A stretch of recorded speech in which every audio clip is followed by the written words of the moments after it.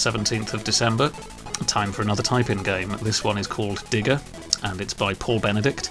This was found in Volume 1, Issue number 2 of Computing with the Amstrad, so that's February 1985.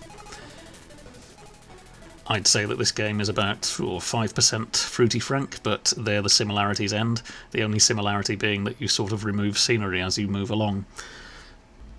So, a brief bit of story. On the way back to the starbase, we're running short of fuel, but a nearby planet has the fuel that we need. I think dilithium crystals, that might be taken from Star Trek. Naughty naughty. So we have got to dig through the scenery so we can get access to these crystals, return them to our ship, and also avoid the gremlins while we're at it. Once we've played through a game, we'll have a very, very quick look at some of the variables in this game and how it affects the difficulty. It'll be very, very brief, because it's quite interesting to see how it works. So, let's get started, I think.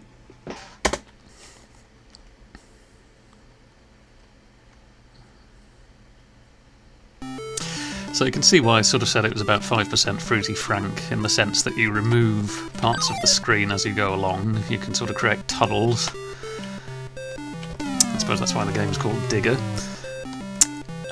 But I think one of the more immediate things to mention is probably the music. Isn't it inventive, shall we say?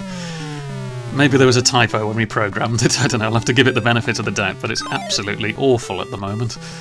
It's just a load of random notes, pretty much.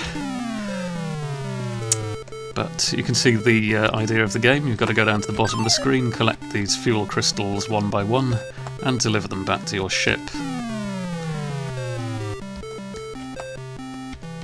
And it's a little bit tricky at the moment, because these things are very close to me.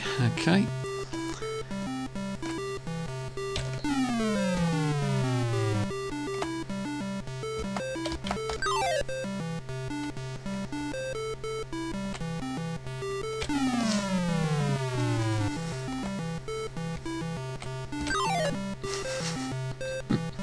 I hope your ears aren't bleeding from this music.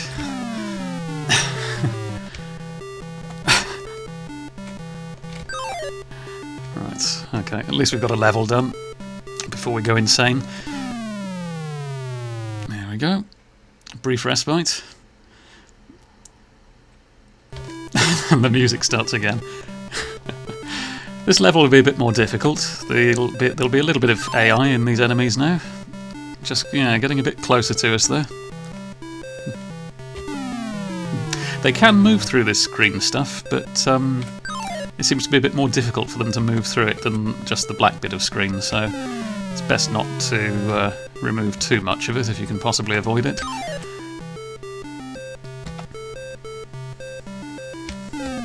So that's Digger. I'll let this play through for now. And we'll have a look at those couple of variables at the end that affect the difficulty of the game.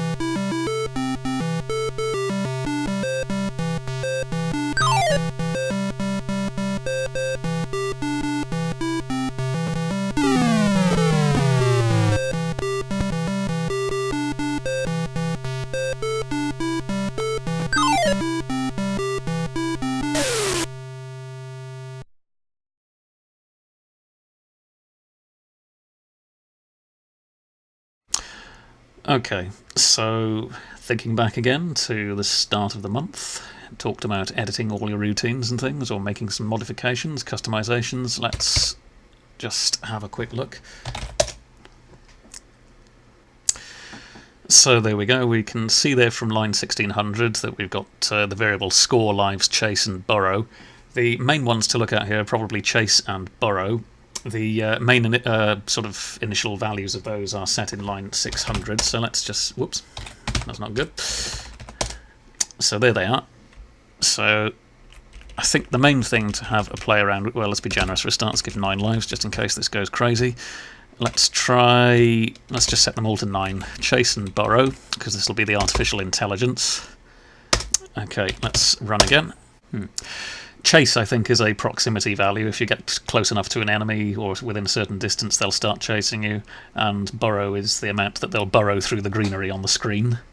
So menu, and start up again.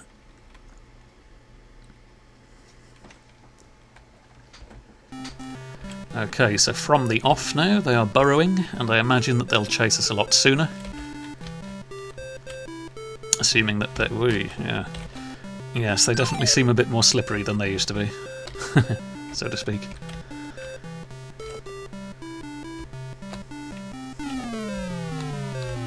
So you can increase the difficulty if you want, or whatever. Change it round, chop it sideways. Don't know what I'm talking about. Okay, another video tomorrow. Hope you enjoyed that one.